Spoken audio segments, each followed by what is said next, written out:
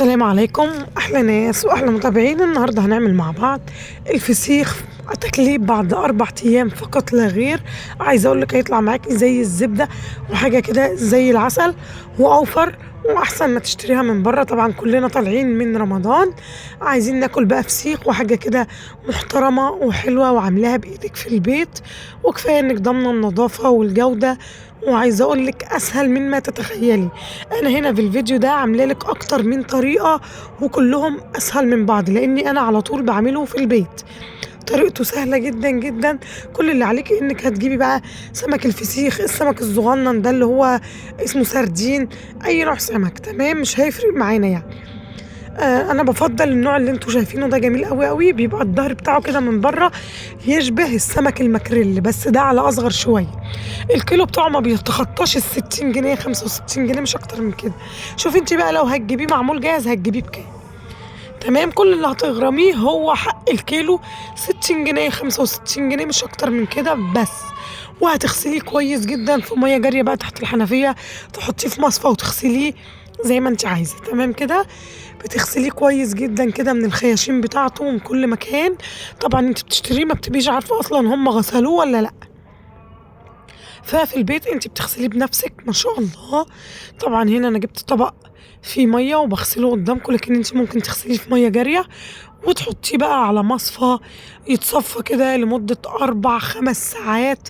تمام، توقفيه بالمنظر اللي انت شايفاه ده، تخلي الراس هي اللي ناحية الأرضية كده، تمام، والديل ناحية فوق، وترصيه جنب بعضه بالمنظر اللي انت شايفاه ده. اسهل طريقه هتسيبيه زي ما هو كده 4 ساعات 5 ساعات. حابه تسيبيه من بالليل للصبح بس تسيبيه على شبكه التلاجة. تمام كده، لكن انت ممكن تشوفي اللي وراكي يعني تغسليه وتسيبيه حوالي 4 ساعات كده، هتلاقيه منزل شويه ميه كده لونهم احمر. تمام، ده كده خلاصه ال4 ساعات. بعد كده بترمي الميه دي طبعا، وهو كده خلاص اتصفى ما بقاش فيه اي ميه. تعالوا بقى نجهز التتبيله بتاعته، سهله جدا جدا. تمام كده، انا هنا جمع لكم في الفيديو اكتر من وصفه على مدار يعني وصفاتي طول السنه، انا بعمله كل اسبوع. بعد 4 ايام هتاكلي منه، لان حجم السمكيه صغير فمش مستاهل ان انتي تقعديه اسبوع او 10 ايام. 4 ايام بكتير هتكوني كلتي منه. تمام، جهزنا بقى ملح. الكيلو بياخد معانا 4 معالق كبار من الملح، ومعلقة ونص كده من الشطة، ومعلقة من البابريكا.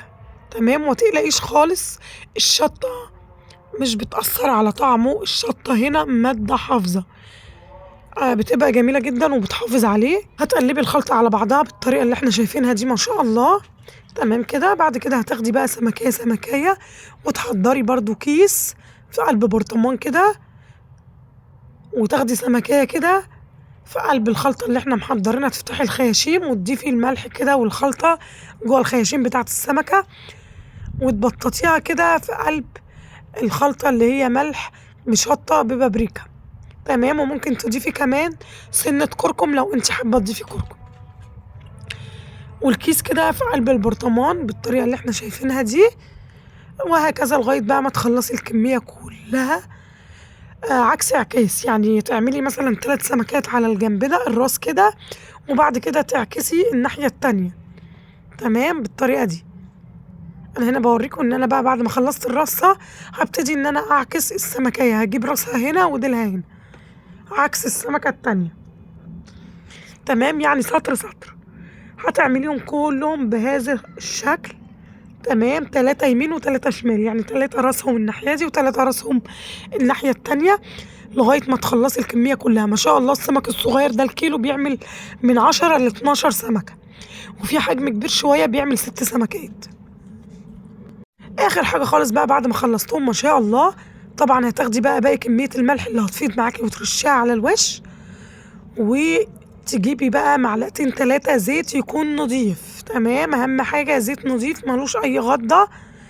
تمام كده، وتضيفيهم على وش الكيس قبل ما تقفلي.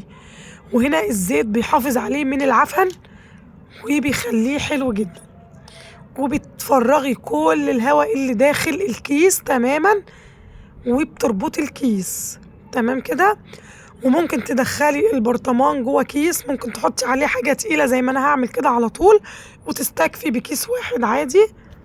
انا عندي هنا زي ما احنا شايفين طاجن فخار، تقلت كده على البرطمان بالسمك، تمام، عشان اتأكد ان يبقى مفيهوش اي فراغ من الهواء. وتسيبيه بقى لمدة 4 أيام في فرن البوتاجاز. طبعا أنا مش مشغلة الفرن ولا حاجة، تمام، أو تضيفيه في أي ضرفة مطبخ عندك تكوني مش بتفتحيها، تمام كده. بعد 4 أيام هتبتدي إن انت بقى تنضفيه وتشيليه عندك بقى في التلاجة، ووقت ما تستخدميه تستخدميه، ووقت ما تاكليه تاكليه براحتك، تاكليه في ساعتها زي ما انت عايزة. بس مجرد ما انت فتحتي عليه لازم تحفظيه في التلاجة. ما ينفعش ان انت فتحتي عليه وخدتي سمكية او سمكتين وتسيبيه بقى بره، لا، يتعان بقى جوه التلاجة بعد ما فتحتي عليه، لان انت كده دخلتي له الهوا. لكن لو انت حابة تسيبيه 10 أيام 15 يوم بس ما فتحتيش عليه عادي.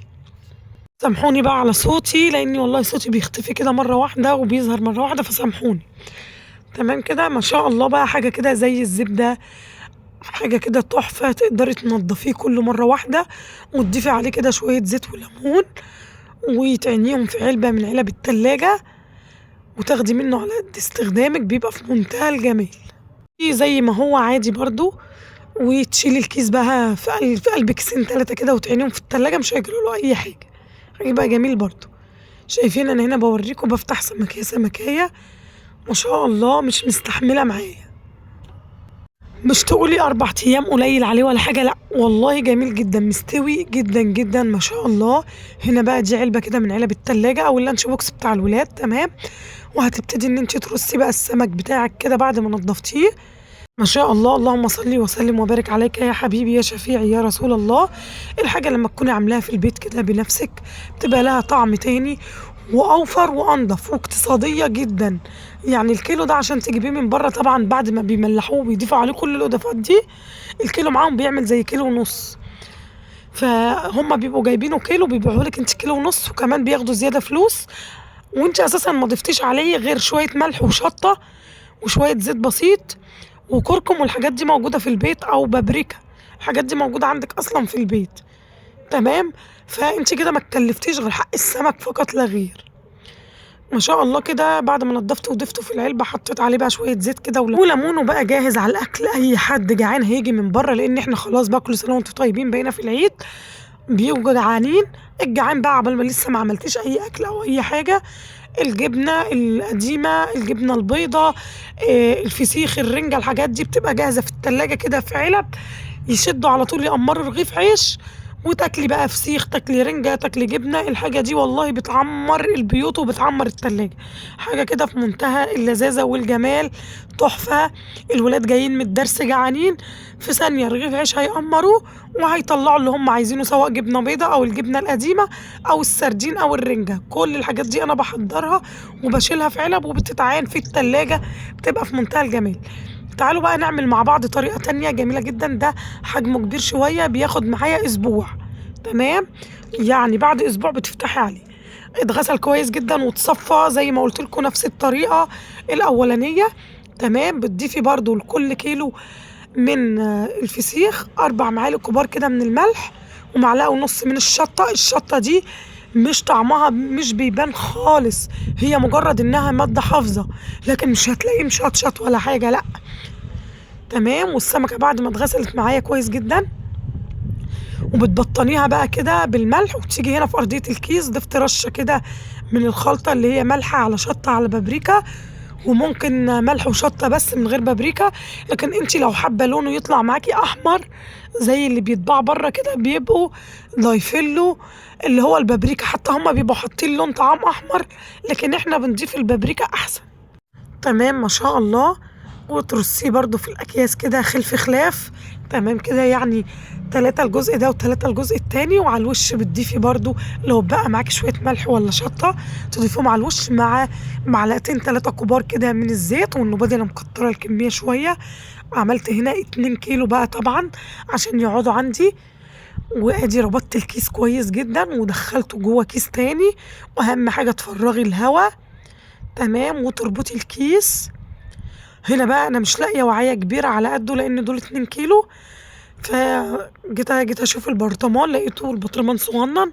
فلقيت الصفايه بتاعت الرز دي انا مش بستخدمها بصراحه، قلت برضه اشيله فيها كده واتقل عليه برضه بالطواجن زي ما احنا شايفين كده، تقلي عليه. انا هنا مش بقعد اقلب الكيس، في ناس بتقعد تقلب الكيس كل يومين 3، لا انت تقلي عليه وخلاص. وتعالوا بقى بعد ما فتحت عليه حاجه كده في منتهى الجمال برضه، ده قعد معايا اسبوع. خدت الولاد بقى وطلعنا على السطوح كده ما شاء الله. شايفين بقى بننضفه وبنضيف بقى عليه بصل وليمون، حاجه كده في منتهى الجمال، حابه اوريهولكوا. بناخد على قد ما احنا هناكل من المنظر ده. شايفين الجمال والحلاوه. بنقعد على السطوح بقى عشان الزفاره تحفه. وهنا عاملين خلطه بقى كده، بتبقى طحينه بقى وشويه زيت كده، بتبقى حاجه جميله جدا جدا ما شاء الله. بنضيفها برضو على الوش مع ليمون كتير كتير وبصل كتير، وكلي بقى ما تزهقيش. تحفة. بس ده عشان حجمه كبير قعد معايا اسبوع تمام كده ما شاء الله، جميل جدا. باقي الكمية اهي في الكيس لان انا عاملة 2 كيلو. هسيبها زي ما هي كده بميتها جوه الكيس وهشيله في التلاجة. تمام، حطيهم جوه كيسين 3 وشيلهم في التلاجة، وطلعي على قد استخدامك، نضفي وكلي ورجعي تاني ايه نزليهم. هنا برضو ده فيديو تاني، كنا نزلنا في الدور الارضي برضو في يوم تاني ما شاء الله. يعني لان انا الفسيخ ده ما بقطعوش من البيت عندي، بجيبه على طول باستمرار ما شاء الله، جميل جدا. اللي حجمه كبير بجيبه في حدود 65 جنيه، واللي حجمه صغير بيعمل معايا 50 55 الكيلو. فاعملي ده او ده، جميل جدا. انا بفضل اللي حجمه كبير لان بيطلع لحمة اكتر، بس هو بياخد وقت، بيقعد اسبوع. تمام، تعالوا بقى نشوف مع بعض برضو. ده نوع فسيخ تاني برضو، ده اللي هو بيسموه السردين، اللي هو بقى بيبقى له قشر من بره مش زي الماكريل. تمام، ده برضو انا عاملاه في العلبة ده كده من غير كيس خالص، عشان لو حبيتوا الطريقة دي برضو بتبقى جميلة جدا. هوريهولكوا بعد ما فتحت عليه. طبعا البابريكا مدياله لون احمر جميل ما شاء الله، والمية في قلب العلبة بتاعته اهو زي ما هو. افتحه كده اوريهولكوا وهنشوف برضو مع بعض الطريقة من البداية ما شاء الله. بس انا هنا حبيت اوريكوا شكله بعد ما خلص. ده اللي هو اسمه فسيخ اللي هو الاصلي. تمام، بيبقى له قشر كده من الظهر من بره، وبتبقى لحمته حمرا بالطريقه اللي احنا شايفينها دي. بصوا على جماله. كل مره بعمله فيها بصور لكم لان بيتعمل باكتر من طريقه وكلهم اسهل من بعض، بس هو بيعتمد على الملح والشطه والبابريكا. تمام، بس حابه بقى تضيفيه في كيس، تضيفيه في علب زي ما انت عايزه. واهم حاجه شويه الزيت اللي على الوش قبل ما تقفلي عليه بقى الكيس او البرطمان. شايفين الجمال والحلاوه. تعالوا نشوفوا بقى مع بعض. ما شاء الله بتجيبي كميه السمك اللي انت حباها، كيلو 2 كيلو زي ما انت عايزه. زي ما قلنا مع بعض، بتغسليه كويس جدا وتسيبيه على مصفى يتصفى. هنا بقى انا بقيت اجيب الكميه بال2 كيلو. في البدايه انا كنت بجيب بالكيلو لما كنت لسه في الاول بعمله يعني في الاول. بعد ما خلاص بقى بقيت عروبه فيه الحمد لله بفضل الله.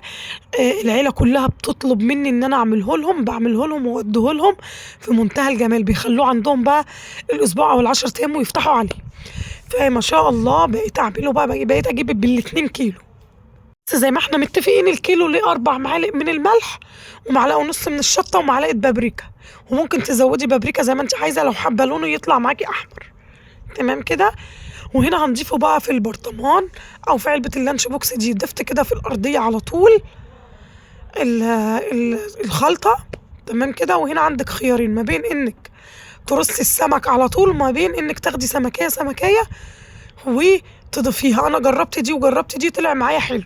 يعني ممكن ترصي السمك على طول رصه من السمك عكس عكاس اهو، من غير ما تضيفي له اي حاجه. وبعد كده ترشي عليه الخلطه اللي احنا حضرناها اللي هي ملح على بابريكا على شطه. تمام، من غير ما تضيفيه فيها، ترصي كده عكس عكيس. بصوا انا هنا يعني ممكن تضيفي السمكيه، وممكن زي ما قلت لكم ترشي رشه على طول وخلاص. السمك وانا بضيفه على الوش طبقه سمك وطبقه من رشه الملح على بابريكا على ملح على شطه، بالمنظر اللي انتوا شايفينه ده. بيقعد معانا اسبوع او 4 ايام حسب حجم السمكية معاكي. حجمها صغير بيقعد 4 ايام، ولو سبتيه برضو اسبوع هيبقى معاكي مستوي وجميل جدا، مش هيقول لا. بس لو مستعجلة عليه هتجيبيه الحجم الصغير وهتفتحي عليه بعد 4 أيام. حاجة كده في منتهى الجمال ما شاء الله. العلبة دي كده عملت على قدها وباقي الكمية هاعملها في علبة تانية. ما شاء الله كده حاجة جميلة جدًا، جدًا. يا رب بقى الفيديو يكون عجبكم. تقدري تقلبي العلبة كده يومين ويومين على الوش التاني عشان إحنا هنا مش ضايفين عليها حاجة تقيلة. يا رب الفيديو يكون عجبكم، أشوفكم في فيديو جديد، سلام عليكم.